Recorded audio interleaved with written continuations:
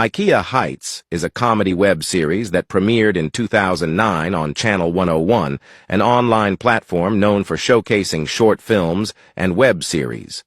The show is notable for being filmed guerrilla style inside an Ikea store in Burbank, California, without the store's permission or knowledge. The creators and cast filmed the series during regular business hours, with unsuspecting customers shopping in the background, adding to the humor and uniqueness of the series. The show follows the melodramatic lives of several characters, parodying soap operas and incorporating the setting of Ikea's showroom and warehouse. The series consists of 7 episodes, each blending absurd and over-the-top storylines with the mundane environment of an Ikea store. Ikea Heights gained a cult following due to its creative and audacious approach.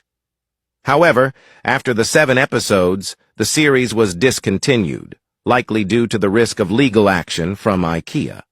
The series remains a memorable example of guerrilla filmmaking and creative storytelling.